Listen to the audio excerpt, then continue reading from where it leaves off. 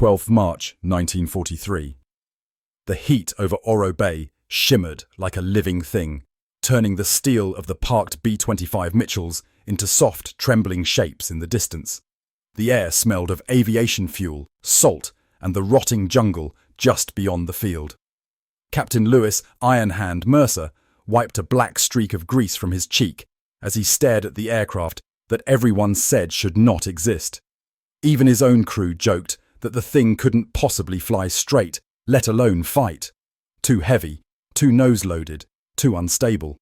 A B-25 wasn't meant to be turned into a gunship, certainly not this one.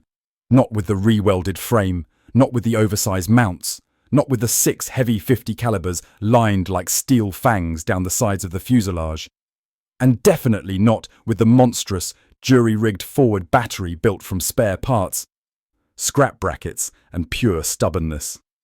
But Mercer had a different name for the aircraft the engineers mocked. He called it the Grizzly. Its nose didn't have the usual bombardier glass. Instead, it was plated steel with narrow sight slits, the kind a man might cut into the face of a medieval battering ram. And inside that armoured shell was an improvised firing rack that housed a cluster of machine guns wired to a single trigger pull. 9 .50 caliber barrels that spat 80 rounds a second. No bomber in the Pacific had ever been built like it. No regulations allowed it. No manual described it. But Mercer didn't care about manuals anymore. Not after losing half his squadron to Japanese convoys that slipped through the Bismarck Sea like sharks.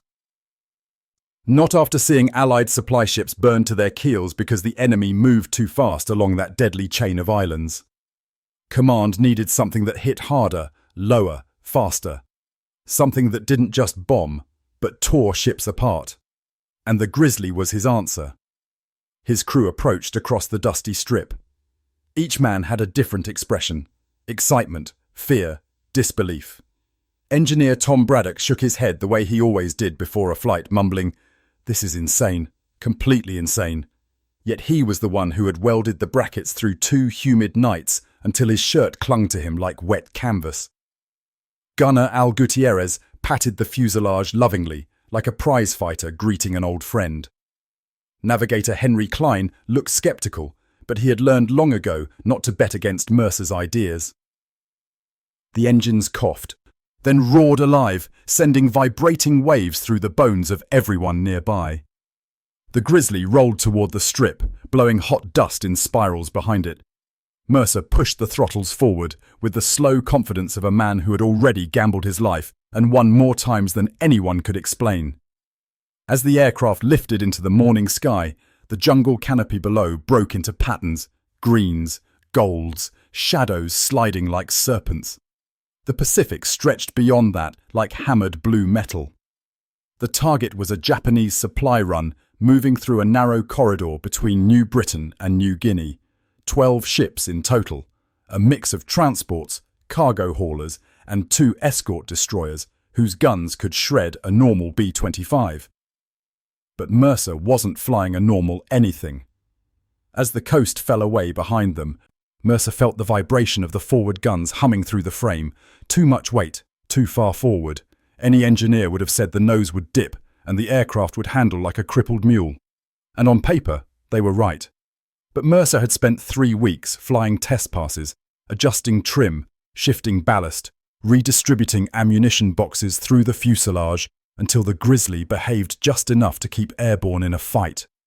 They spotted the convoy at 0900, steel hulls cutting the water in slow, disciplined lines. Lookouts on the Japanese decks pointed upward. Alarms rang. But the B-25 was coming in fast and low, far lower than anything the escorts expected. The Grizzly dropped to mast height so quickly the treetops flashed by, just feet under the wings, before the sea opened ahead like a sheet of burnished glass. Tracer fire from the first destroyer reached them, bright red lines slicing upward. "Hold steady!" Mercer barked. The Grizzly screamed forward, engines straining, the nose angled directly at the first column of ships. The anti-aircraft guns thundered, shaking the very air with black puffs of bursting flak. Klein yelled headings, his voice trembling as shells exploded around them, tossing the Mitchell like a tin toy. Then Mercer saw the opening, He lowered the nose. He hit the trigger. The world turned white. The roar that erupted from the forward battery hammered through the entire airframe. The recoil shuddered down the fuselage like a train smashing into a wall. But Mercer kept the nose pointed dead ahead. Streams of .50 caliber rounds tore across the deck of the lead transport, shredding wooden structures, cutting through crewmen, ripping open fuel drums. Flames erupted instantly, orange tongues whipping upward from the broken deck. Mercer pulled up slightly, then banked hard left as the transport burst into a pillar of fire. Behind them, Al Gutierrez shouted, one down already!" But there was no time to celebrate. The escorts opened fire. Shells splashed around them, geysers of water hitting the wings, spraying the cockpit windows. The Grizzly dove again. Another ship appeared dead ahead, this one a troop carrier heavy with supplies, its deck crew scrambling. Mercer lined the nose and squeezed the trigger again. The guns spat fire in a brutal, continuous stream, chewing the vessel from bow to stern. He saw men diving overboard, saw the ship listing, saw fuel tanks igniting in a chain reaction. 2 minutes later it was burning from the inside out. Braddock swore under his breath, unable to believe what he was seeing. "Captain, we're hitting them harder than dive bombers." "Good," Mercer growled. "Because we're not done." They circled low, skimming waves so close the spray coated the windscreen. Mercer used the terrain, small islands, low clouds, to mask their approach. Each run came from a new angle. Each burst of fire lasted just seconds, but carved destruction across steel hulls like lightning. By noon, 4 ships were burning. By 1400, 2 more were abandoned and settling into the sea. But Mercer saved the most dangerous run for last. The starboard destroyer, a sleeker, faster ship that turned its guns toward the Grizzly with disciplined fury. Black smoke drifted from its stacks. The crew operated like a machine. If any ship in the convoy could end this mission, it was that destroyer. "Skip low," Klein yelled. "Under their angle." Mercer dropped the B-25 so sharply the altimeter spun like it might snap. The ocean rushed up beneath them. Whitecaps, spray, the smell of burning fuel carried in the wind. The destroyer loomed ahead, guns tracking them. Mercer's throat tightened. He lined the nose, waited. The deck of the destroyer rose into view. Gun stations, torpedo racks, a row of sailors sprinting to positions. He pulled the trigger. The Grizzly shook so violently, Braddock thought they'd lose the starboard engine. The guns poured molten fury into the ship's bridge, the rounds punching through steel plating like foil. A fireball erupted from the command center. The destroyer veered sharply, its rudder blown apart. It drifted sideways, helpless, smoke billowing from its shattered forward turret. "Dear God," Klein whispered. "We crippled a destroyer. With guns." Mercer didn't respond. He was already turning for another pass. For 3 hours the battle raged. Hit after hit, strike after strike, each run pushing the limits of the aircraft and the men inside it. By the time the last transport capsized, the air inside the cockpit tasted like cordite and sweat. The sun was dipping low. The sea was covered in drifting patches of fire and twisted steel. They counted the wrecks. 12 ships. 3 days. And they were only halfway through this mission. As the Grizzly limped home with bullet holes stitched across its wings and fuselage, Mercer finally let himself exhale. His crew stared out the windows in stunned silence, unable to process what they had done.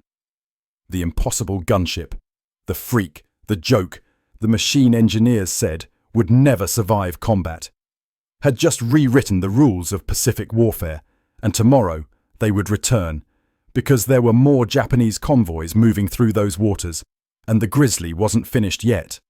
Night pressed over the camp like a heavy curtain when the Grizzly finally rolled to a stop on the pierced steel runway. The engines coughed, rattled, and died, leaving only the ticking sound of cooling metal. Mechanics ran toward the aircraft with lanterns, shouting in disbelief as they counted the bullet holes peppering the fuselage, the shredded wingtips, the cracked panels. One of the forward gun barrels had warped slightly from the heat. The entire nose smelled of burnt cordite and baked metal. But Mercer didn't climb down. Not at first. He sat in the cockpit with his hands still on the throttles, staring through the cracked glass at the silhouettes moving in the lamplight. His heartbeat hadn't slowed since the last attack run. He could still see the burning convoy behind his eyes, the flames drifting across the water like floating orange ghosts. The men on the decks, the columns of smoke rising like twisted monuments. He had never wanted to kill, but he had wanted to stop the convoys, wanted to keep Allied transports from being fed into the war like cattle to slaughter. And today, finally, the Japanese had learned that the skies above those islands were no longer theirs. Braddock climbed into the cockpit and nudged him. "Captain, you hearing me? We need to get the nose open before the barrels cool wrong. If they warp too much, we'll lose accuracy." Mercer blinked, then rose, his joints stiff. They descended together, the crew gathering around their battered machine. The ground crew chief, an older sergeant with a voice like gravel, stared at the forward gun housing and shook his head. "I don't know whether to salute it or court-martial you for flying it," he muttered. "Looks like the devil himself chewed on it." The crew laughed weakly, the exhaustion finally sinking into their bones. Mercer placed a hand on the nose armour, feeling the warmth radiating from it. "Give us 2 hours," he said quietly. "We're flying at sunrise." The sergeant looked at him like he'd suddenly gone insane. "Sir, this plane's barely holding together." "It'll hold," Mercer insisted. "We've got another convoy to intercept. They'll be passing the Dampier Strait tomorrow, probably banking on the escorts we crippled today being enough warning. We need to hit them before they slip behind Rook Island." The sergeant stared at him, searching his face. Then he nodded slowly. 2 hours, he repeated. "We'll make it fly." The crew scattered, dragging toolkits, replacement feed trays, boxes of new ammunition belts, spare barrels, and crates of cooled lubricants. The smell of machine oil filled the air. Sparks flew from welders working by lantern glow. Gunners crawled into the nose, disassembling the forward battery piece by piece. Even the broken barrel was replaced using a spare salvage from another B-25 that had crashed weeks earlier, a relic now reborn. The Pacific night was alive with insects, distant surf, and the rustle of palm trees moving in the warm breeze. But around the Grizzly, everything was steel, rivets, sweat, and the flickering gold of lanterns. Mercer watched silently as his crew worked, the scene feeling almost ritualistic, as if they were preparing a beast for battle, feeding it metal and fire. When dawn came, the sky bled orange over the horizon. The Grizzly stood ready once more, battered, mismatched, ugly, but powerful.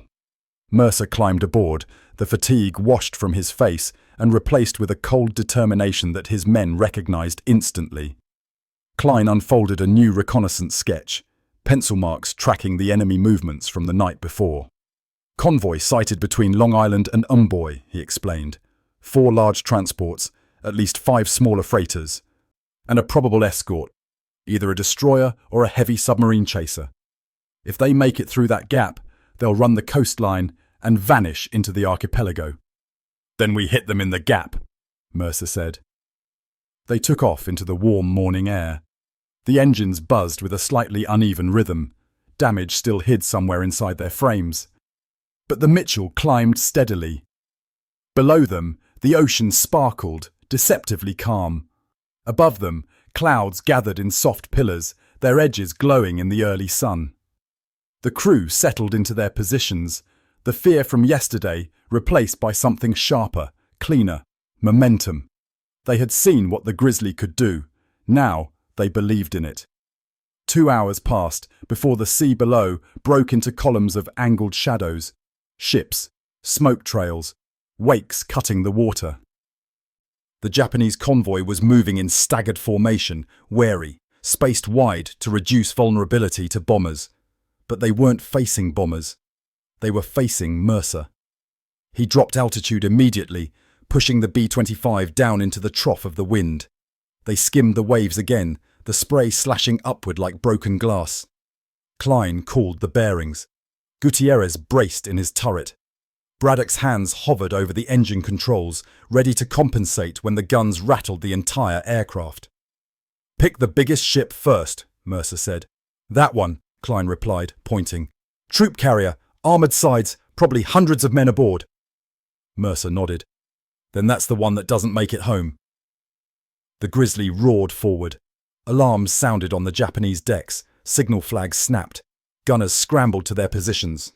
The nearest escort opened fire, sending bursts of tracer that passed so close they left fading streaks across the cockpit glass. Mercer didn't flinch. He lined the ship in his sights. He fired. The machine guns erupted, brutal and deafening. The whole aircraft jolted forward as if punched by a giant. A river of .50 caliber rounds tore across the ship's hull, ripping through its plating in long, glowing wounds. Sheets of steel peeled away. Wooden structures splintered. Smoke spiraled upward like ribbons. The ship rolled to starboard as explosions blossomed below its deck. Ammunition stores detonating one after another. "Incoming!" Braddock yelled. A burst of flak hammered the left wing, punching holes through the metal. The B-25 dipped, coughing smoke. Mercer gritted his teeth, forced the wing level, and pulled the aircraft away from the rolling flames. "That's one," Gutierrez said, voice shaking. They circled for their next target, a freighter loaded with fuel drums, dangerous but fragile. Mercer approached from behind, letting the rising smoke obscure their angle. At the last second, he popped upward through the haze, lined the ship, and fired a sweeping burst that set half the deck ablaze. Flames rolled down the cargo stacks like liquid fire. Men leaped overboard. Moments later, the ship exploded so violently that the shockwave rattled the Grizzly from 100 yards away. 2 ships down. But the Japanese escort was adapting. It advanced sharply, forcing the convoy behind it and angling itself toward Mercer's next attack run. Its cannons began tracking the Grizzly's movements with alarming precision. Red tracer arched across the sky like burning rain. Mercer banked. The escort fired. A shell punched into the fuselage behind the cockpit, exploding in a burst of shrapnel that tore through the cabin wall. Klein shouted in pain, not wounded but thrown hard against the bulkhead. Smoke filled the interior. Loose wiring sparked. "We're hit!" Braddock yelled. "Starboard side's leaking hydraulics!" Mercer ignored the warning. "We take out that escort, or nobody else in this convoy goes down." "Captain, bombs won't do it," Gutierrez reminded him. "I'm not using bombs." He lowered the nose again, straight at the escort. The destroyer pitched in the waves, gunners tracking the incoming B-25 with deadly focus. Mercer tightened his grip. The water blurred beneath them. The ship grew enormous in the cockpit window, a wall of rising steel and flashing guns. Braddock screamed, "Pull up!" Mercer squeezed the trigger. The Grizzly unleashed its full forward battery in a storm of fire. The bullets found the bridge windows first, shattering them into bursts of glittering shards. Then the upper deck guns. Then the communications platform. Then the torpedo racks along the hull. A plume of flame erupted, rising higher than the mast. The destroyer swerved violently, its helmsman likely killed in the first seconds. Smoke poured from the ruptured engine room. Mercer skimmed the top of the ship, so close that Gutierrez swore he could see the terrified faces of sailors ducking below deck. They pulled up sharply, the B-25 groaning under the strain. Behind them, the escort listed, burning fiercely, its guns falling silent one by one. The convoy broke, ships scattered, turning inland, their formations collapsing into chaos. Some fled for open water. Others tried slipping between the islands. Mercer followed the nearest, a small freighter struggling to run for cover behind a rocky outcrop. It was fast but lightly armoured. Mercer brought the Grizzly low and unleashed another controlled burst, slicing open the stern. Water began pouring into the hull. Moments later, the ship dipped forward and slowly disappeared beneath the waves. 3, then 4, then 5. Each run took its toll. On ammunition, on the engines, on the men. By mid-afternoon, the floor beneath Mercer's boots vibrated with a worrying metallic groan. The right engine sputtered intermittently. The ammunition trays in the nose were nearly empty. Yet they continued, because every ship sunk meant fewer Japanese troops reaching the front, fewer ambushes in the jungle, fewer Allied supply lines cut. As the sun began to fall, the last surviving freighter attempted to beach itself on a sloping coral shore. Mercer pursued, weaving between jagged rocks jutting from the sea. The crew inside shouted warnings. The Grizzly scraped so low that its wingtips nearly brushed the water. Mercer fired a final burst. The round stitched across the hull, and the ship shuddered, stopping halfway up the coral shelf. Smoke billowed. Men scrambled into the shallow water, fleeing inland. Silence settled. Only the engine noise remained. Mercer eased back on the controls and let out a breath so long it felt like air escaping a balloon. 7 ships sunk today, 19 in total.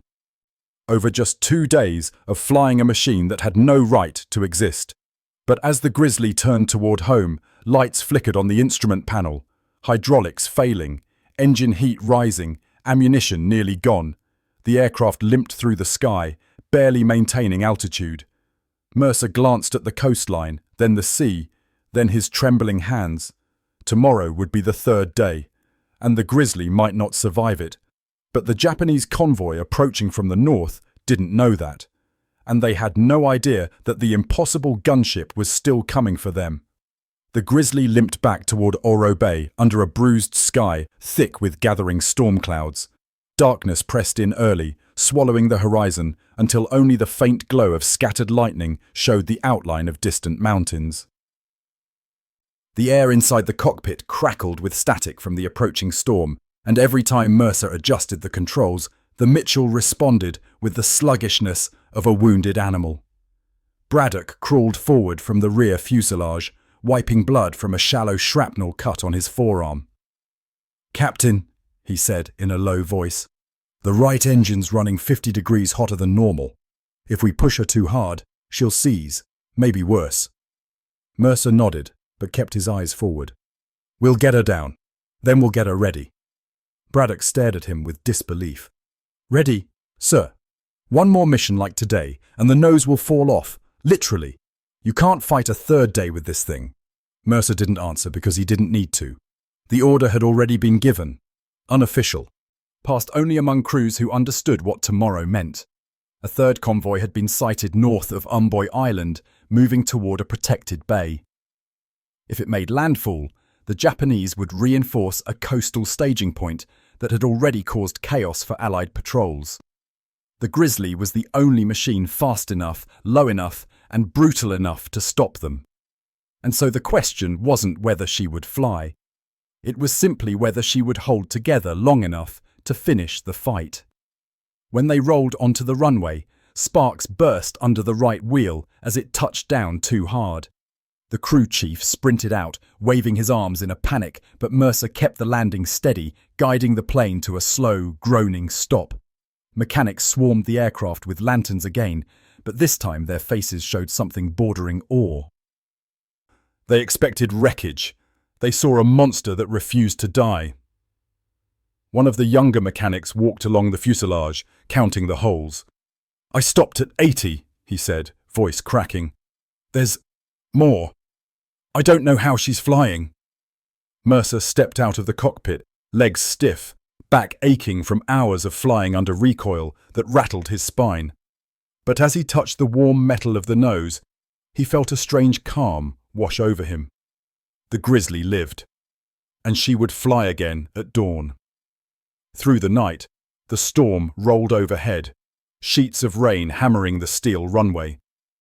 But the ground crews worked under tarps, flood lamps, and makeshift coverings. They replaced what they could, patched what seemed impossible, tightened bolts that had rattled loose, rewired ammunition feeds that sparked when touched. And sometime past midnight, Mercer stood alone with Braddock under the wing, listening to the storm rumble like distant artillery. "Tom," Mercer said quietly, "tell me the truth. Will she fly?" Braddock let out a long breath that turned to mist in the cold rain. "She'll fly," he said. "But it'll be like riding a grenade with wings. One bad maneuver and she tears in half." Mercer put a hand on his shoulder. Then I won't give her any bad maneuvers. Braddock stared at him for a long moment, then nodded with a resigned smile. You never do. Dawn came with a grey light that spread slowly across the soaked airfield. The clouds still churned overhead, but the rain had weakened to a steady drizzle. The crew assembled at the foot of the Grizzly, each man exhausted, silent, but ready. Klein unfolded the reconnaissance map. Convoy approaching Cape Bushing, he said, tapping the pencil onto the paper. 7 ships confirmed, possible 8th further back, escorts unknown. Mercer nodded. We intercept at their flank. They won't expect us through the weather. Gutierrez crossed himself. Sir, nobody expects us through this weather. They boarded. Engines rumbled to life, coughing and spitting flames in the damp air. The right engine vibrated like a living nerve, shaking the wings with unsettling force, but it kept spinning. Mercer increased power. The Grizzly rolled forward, and soon they were airborne, climbing through sheets of rain that slapped the fuselage like handfuls of gravel. The jungle below blurred beneath low clouds. Thunder rumbled above them, but Mercer guided the plane under the storm's belly, using its darkness as cover. For an hour, they flew through the grey world. Visibility so poor, Klein navigated mostly by instinct and dead reckoning. Then the clouds broke briefly, and below them, in the pale morning haze, Mercer saw it. A convoy. 7 ships strong, steaming in tight formation up the channel. Black smoke rose from their stacks. Tiny figures moved along the decks, and flanking them on the left was a destroyer, the likes of which Mercer had hoped not to see today. Sleeker, heavier armed, one of the newer models with rapid-fire anti-air capability. Gutierrez swore. Captain, that thing outranges us by a mile. Mercer's jaw tightened. Then we get inside the mile. He dropped altitude. The Grizzly plummeted through a curtain of mist, emerging just above the waves. Spray splashed up, smearing across the cockpit glass. The air smelled of salt and diesel, and the roar of the engines mixed with the distant thumping of Japanese guns testing their elevation. Braddock shouted over the noise. We barely have ammo, Captain. We've got maybe 2 major passes in us. That's all we'll need, Mercer said. He lined the nearest transport in his sights. The gunners on the Japanese deck scrambled to orient their guns downward. But too late. Mercer fired. The forward battery erupted again, spewing a curtain of lead that tore through the cargo deck, ripping open steel like thin cloth. Fuel stores detonated instantly. Flames shot upward in a violent column, and pieces of shattered decking flew into the air like burning leaves. Within seconds, the transport slowed, listing, sinking by its bow. 1, Gutierrez counted, but the destroyer reacted swiftly, accelerating and turning sharply to intercept the Grizzly's path. Its guns flashed, red tracers slicing the air in deadly arcs. Mercer banked right. A burst of fire struck the left wing, blasting away a chunk of metal. The B-25 staggered, dropping dangerously low, until Mercer pulled her back up with a groan of straining hydraulics. Captain, we lose one more hit like that and the wing won't stay on, Braddock yelled. Mercer didn't answer. He was already setting up for the second pass. The next target was a freighter loaded with crates, ammunition by the look of it. A perfect spark waiting for a flame. He dropped lower still, skimming so close that the spray trailed behind the propellers like white smoke. Japanese machine guns barked from the deck. He squeezed the trigger. The Grizzly spat fury once more, but this time the recoil felt uneven, one of the forward barrels jamming mid-burst. The round struck the freighter's midsection, carving glowing scars across its hull. A moment later the top deck erupted, boxes flying apart as internal stores ignited. 2, but the destroyer was almost on them now. Mercer felt the air around the cockpit ripple as heavy shells passed just feet overhead. Klein shouted, "We need to get out of here! We won't make another run!" But Mercer stared at the destroyer. The last threat, the last obstacle protecting the rear of the convoy. If it survived, the remaining ships could scatter, hide, regroup. He couldn't let that happen. "We're taking the destroyer," he said. Gutierrez froze. "With what? We barely have ammo left. The guns will overheat." Mercer's lips tightened. "Not the guns. The angle. Braddock looked horrified. Captain, that's suicide. No, Mercer said softly. It's geometry. He dropped the Grizzly even lower, so low the wingtips nearly kissed the waves. He maneuvered behind a rising swell, using the curvature of the water itself as cover. The destroyer's gunners fired blindly into the mist, searching, trying to reacquire. Klein gripped his headset. You can't thread that gap. It's too narrow. Mercer steadied the controls. The swell crested. The destroyer appeared, and Mercer rose with the shape of the sea.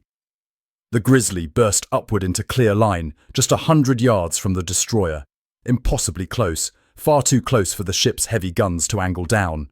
Mercer fired the last of his ammunition, a single, continuous roar. The remaining 50 caliber barrels spat fire directly into the ship's bridge, tearing through the windows, the command station, the upper deck controls. Smoke exploded from the structure, flames leapt outward, men scattered in panic. Then the gun triggers clicked empty. Silence. Only the engines remained, and the burning ship. The destroyer veered abruptly to port, completely blind without its command crew. It ploughed into the side of one of its own convoy ships with a thunderous crunch, the collision throwing sparks and twisted metal into the air.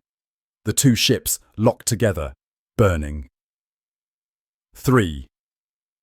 In the chaos that followed, the remaining ships broke formation, scattering in panic. 2 grounded themselves on reefs. 1 fled into shallow straits. Another drifted aimlessly, engines failing. The Grizzly climbed slowly, struggling, coughing black smoke from both engines now. Mercer knew she was dying. He felt it in the trembling controls, the uneven heartbeat of the propellers. Braddock leaned forward. Captain, I think this is it. We've got minutes, maybe less. Mercer nodded. Then we make them count. He turned the Grizzly toward the open sea, away from the burning convoy, away from the danger. For a moment, no one spoke. Then Gutierrez whispered, We did it, sir. We actually did it. Mercer kept flying.